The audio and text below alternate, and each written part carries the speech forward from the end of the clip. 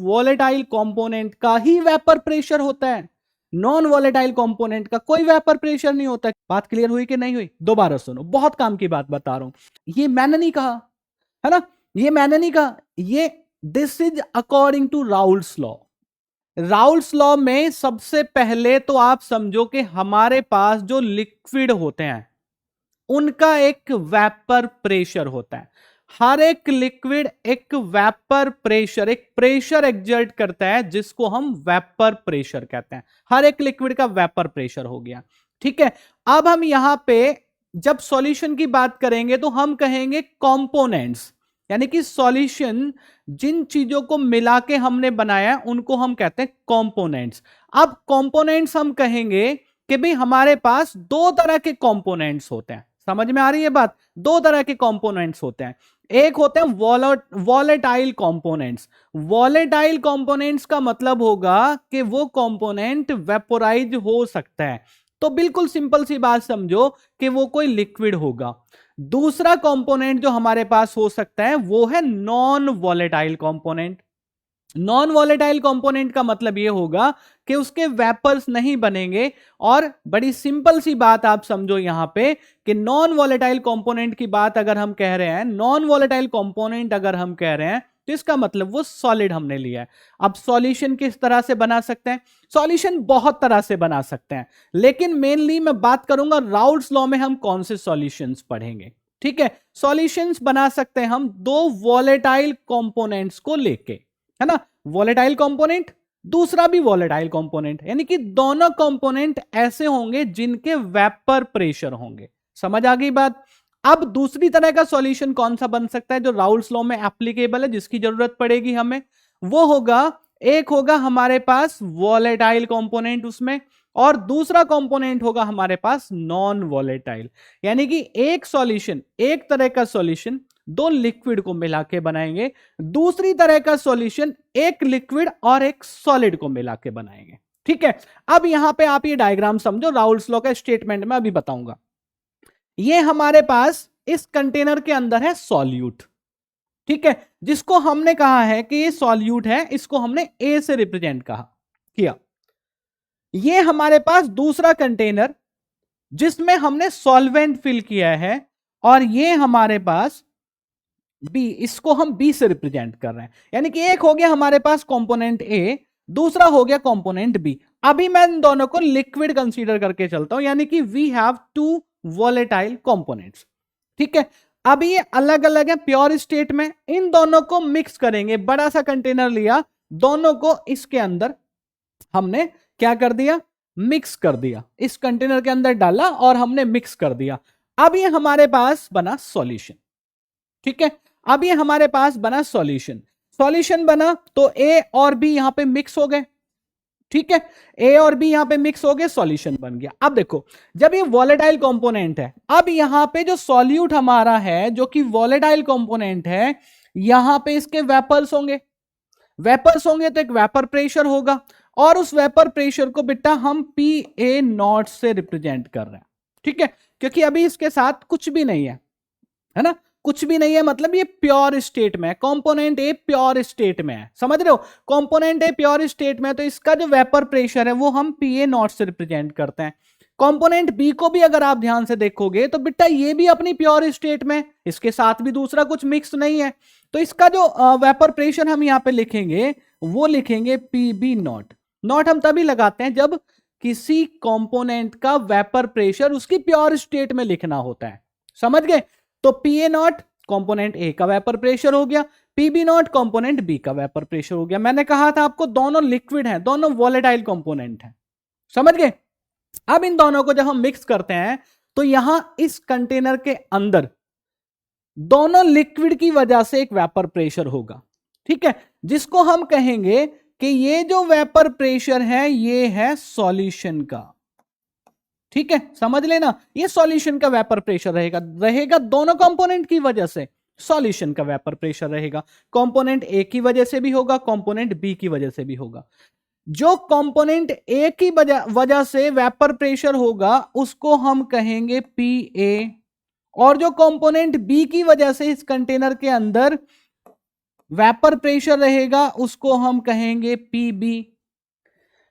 पीए और पीए not equal नहीं होंगे, पीबी और पीबी नॉट इक्वल नहीं होंगे, पीए पीए नॉट से कम होगा, पीबी पीबी नॉट से कम होगा। ठीक है, इतनी बात समझ में आ गई। अब समझो आप, अब राउल्स लॉ क्या कहता है, इसका स्टेटमेंट क्या है। ठीक है, ये कहता है कि जो पार्शियल वेपर प्रेशर है किसका, किसी वॉलेटाइल कंपोनेंट का सॉल्यूशन के अंदर is directly proportional to its mole fraction. ठीक है, समझाता हूं। देखो यहां पे जो दो कंपोनेंट हैं, एक कंपोनेंट ए दूसरा कंपोनेंट बी। अब इसमें जो अमाउंट है उसको हम ए और बी का जो अमाउंट है उसको हम मोल फ्रैक्शन की टर्म में ले रहे हैं। ठीक है, तो जो कंपोनेंट ए है सपोज इस कंटेनर के अंदर उसका जो मोल फ्रैक्शन है वो एक्स से लिख दिया हमने, और जो कंपोनेंट बी है इसका जो मोल फ्रैक्शन इस कंपोनेंट इस कंटेनर के अंदर है उसको हमने एक्स भी लिख दिया। अब राउल्स लॉ क्या कहते हैं, राउल्स लॉ कहता है कि जो कंपोनेंट ए का पार्शियल वेपर प्रेशर जिसको हम पीए से रिप्रेजेंट कर रहे हैं, ध्यान दो आप, जिसको हम पीए से रिप्रेजेंट कर रहे हैं, ये PA is directly proportional to mole fraction of component A that is X A. बात क्लियर हुई कि नहीं हुई, दोबारा सुनो, बहुत काम की बात बता रहा हूं।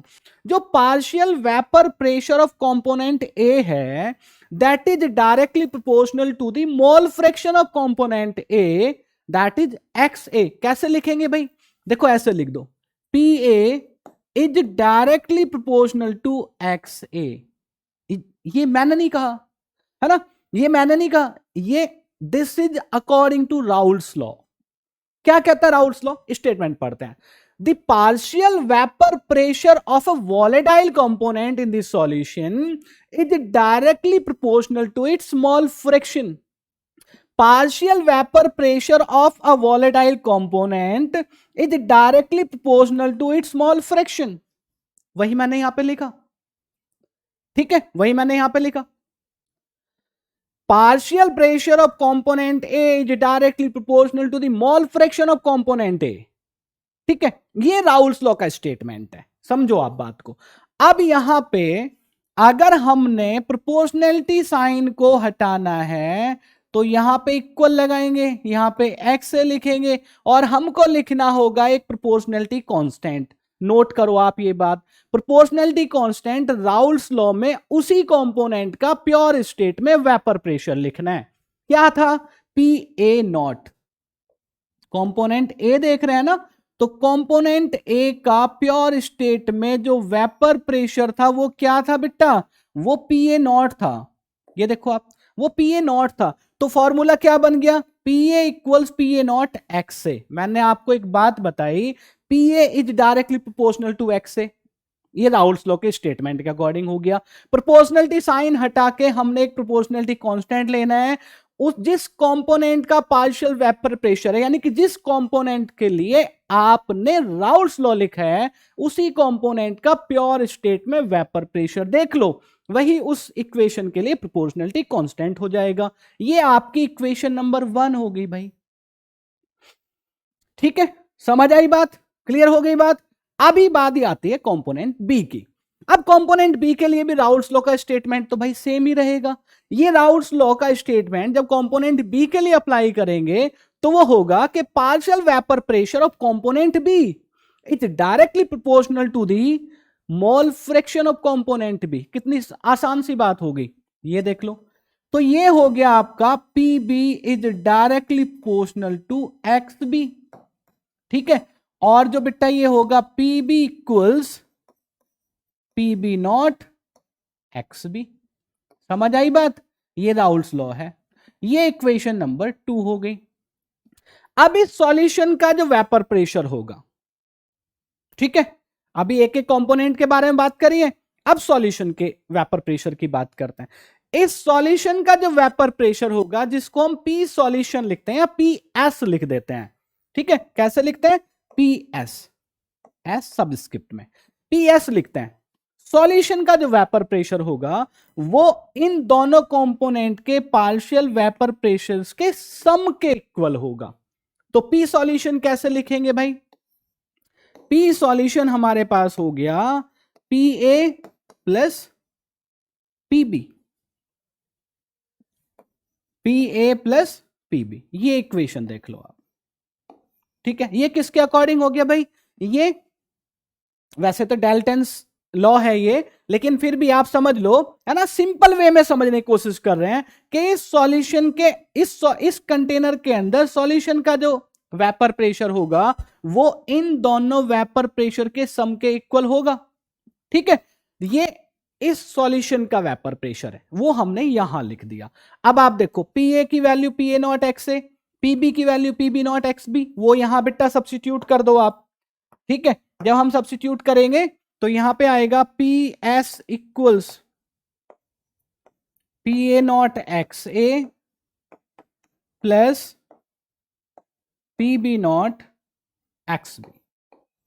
ठीक है, इसको थोड़ा सा आगे बढ़ा सकते हैं क्योंकि हमारे पास दो कंपोनेंट है। बाइनरी सॉल्यूशन में जनरली हम डील करते हैं इस चैप्टर के अंदर, तो दो कंपोनेंट हैं, दो कंपोनेंट की मोल फ्रैक्शन, अगर हमारे सॉल्यूशन में दो ही कंपोनेंट हैं तो दोनों कंपोनेंट के मोल फ्रैक्शन का सम 1 के इक्वल होता है। तो यहां पे वो चीजें कर लेंगे। ठीक है, ये राउल्स लॉ आपको समझ आ गया। अब यहां पे एक छोटी सी बात और समझ लो आप। अभी हमने जो केस कंसीडर किया है, वो केस हमारा है कि भाई हमारे पास जो दोनों कंपोनेंट हैं वो वॉलेटाइल हैं। ठीक है, लेकिन यहां दूसरा केस भी बन सकता है, ये solute can be non volatile component. Solute अगर नॉन वॉलेटाइल हो गया, जब सॉल्यूट यहां नॉन वॉलेटाइल हो जाएगा, नॉन वॉलेटाइल कंपोनेंट का कोई भी वेपर प्रेशर नहीं होता। ठीक है, तब हम केवल एक ही कंपोनेंट के लिए काम करेंगे, एक ही कंपोनेंट का वेपर प्रेशर होगा, उसी के अकॉर्डिंग फॉर्मूला चलेगा। ठीक है, समझा दूं थोड़ी सी बात। देखो, अगर हमारा कंपोनेंट ए जो कि सॉल्यूट है ये नॉन वॉलेटाइल है, तो फिर वेपर प्रेशर जो होगा केवल इस कंपोनेंट का होगा, प्योर स्टेट में PB नॉट होगा।